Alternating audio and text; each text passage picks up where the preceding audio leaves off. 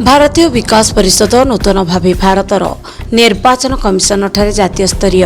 राजनैतिक दलर मान्यता पाई लोकप्रतिनिधि आईन 1951 धारा 29 रे रेजिस्ट्रीभुक्त होईछि। एही दल ओडिशा रे शासक भारतीय जनता पार्टी बिजु जनता दलर विकल्प भावे ओडिशा रे आगामी साधारण निर्वाचन त्रिस्तरीय पंचायत राज निर्वाचन समेत सहरांचल अनुष्ठान निर्वाचन रे प्रतिद्वंदिता करिवो।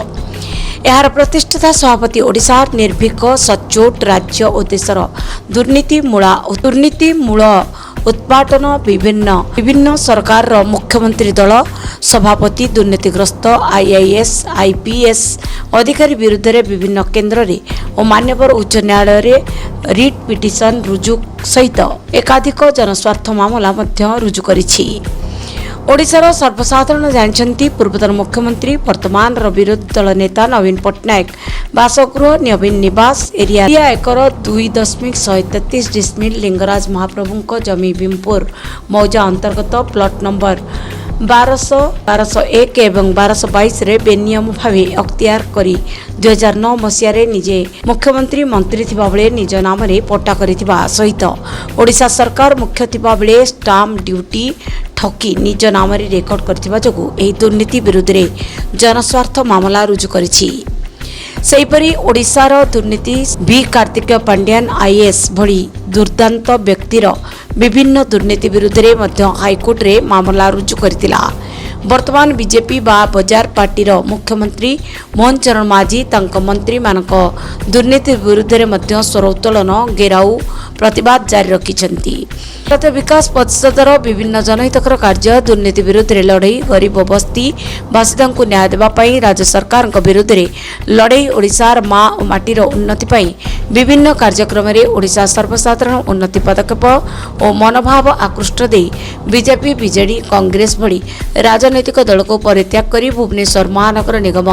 वार्ड नंबर 23 घाटिकियार भरद्वाज बलवंत राय नेतृत्व में शताधिक उदीयमान युवक युवती महिला पुरुष पूर्वतन कॉर्पोरेटर प्रसन्न दलाई घाटिकिया ग्राम्य कमिटी सभापति प्रसन्न भुजबल कोषाध्यक्ष बैरागी साहू ग्राम्य कमिटी सभ्य बाबू टाबू भाईना मानस भुजबल अजय प्रधान संतोष प्रधान बापी साहू संजीव नंद समेत शताधिक परिवार ग्राम्य सभापति भली बहु मान्यगण्य शताधिक कर्मी भारतीय विकास परिषद तरफ अनुष्ठित महामिश्रण पर्व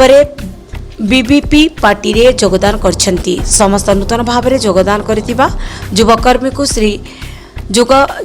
को सुरेंद्र पाणिग्राही प्रतिष्ठाता सभापति भारतीय विकास परिषद निरंजन दास उपसभापति और इंजीनियर सुनीता पट्टनायक राज्य युव सभापति ससम्माने समस्त को उत्तरीय प्रदान करी संबर्धित करने सहित स्वागत करी दल रे मिश्रण कराइतिले।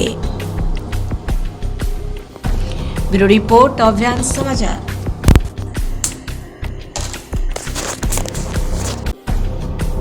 भारतीय विकास परिषद आगे 2 दिन आम रैली करूँ मुख्यमंत्री बासगृह घेर गिरफ परिशेष एफआईआर दौड़ुले कहीं किसी जमी माफिया किसी राजनेता संस्कृति अच्छा तत्कालीन 3rd फ्लोर पर्यंत से पैसा जाइए तत्कालीन भय किंतु प्राय 300 एफआईआर वर्तमान सुधा प्राय 5-6 जन गिरफ कर माफिया गिरफ कर एलआईसी दवाई नियम प्रकार जो बेनियम भाव जो वर्तमान जो बीजेपी सरकार जाको आम बजार काटी सरकार कहना चाहे कहीं जो बीजेडी सरकार था 24 वर्ष में लुंठन कर राजकोष को एमाने 24 मास कार्ड अधिक लुंठन कर खाई फल बंचा किंतु राज्य सरकार कहीं आम गणना जड़े पूर्वतन कॉर्पोरेटर से जानते म्युनिसिपल कॉर्पोरेशन 1994 प्रकार धारा 483 एग्रीमेंट करकौसी गरीब लोक जदि जमीन गृहहीन बासहीन थे जदि सरकारी जगह बस्ती लोक बास कर लैंड सर्टिफिकेट 30 स्क्वायर वर्ग 30 स्क्वायर मीटर जमीन प्रदान कर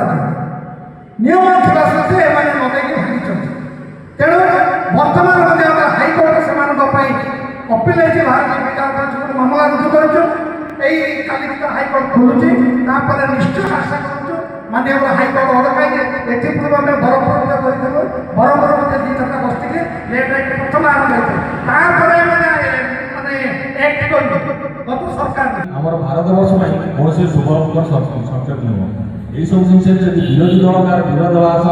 ପୁରା ସଦୃଢ଼ ଭାବରେ ଏକତ୍ରିତ ହୋଇ କରନ୍ତେ ତାହେଲେ ହୁଏତ ଏ ଜିନିଷ ହୋଇପାରନ୍ତା ନାହିଁ। ଯେଉଁଟାକି ସମସ୍ତେ ଆମର ବିରୋଧୀ ଦଳରେ ଥିବା ସାଂସଦମାନେ ବି ଭ୍ରଷ୍ଟାଚାରକୁ ଅଭିମୁଖ ହେଉଛନ୍ତି, ଯାହାଦ୍ୱାରା ଇଡି ସିବିଆଇ ଏସବୁ ଭୟରେ କିଏ ବି ତ ପାର୍ଟି ଛାଡ଼ୁଛି, କିଏ ବି ସେ ପାର୍ଟିରୁ ଏ ପାର୍ଟି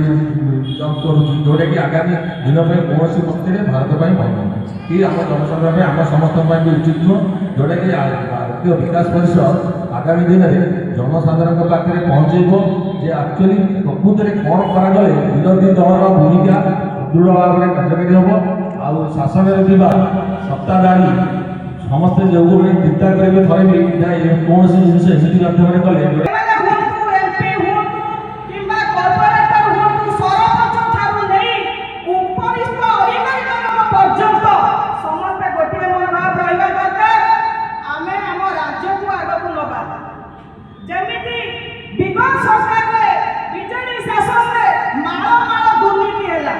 ଲୋକମାନେ ଅତିଷ୍ଠ ହେଲେ ଆଉ ଗୋଟିଏ ସରକାର ଚୟନ କଲେ। କିନ୍ତୁ 2 ବର୍ଷ ଭିତରେ କେବଳ ଏ ମୋ ମଝିର ସରକାରରେ ଗୋଟିଏ ଜିନିଷ ନାରା ଦେଇ ଚାଲିଛନ୍ତି ଯେ ଆମେ ବିକାଶ ପଥରେ ଅଛୁ। ଆଜ୍ଞା ଆପଣମାନେ ସମସ୍ତେ ମୋ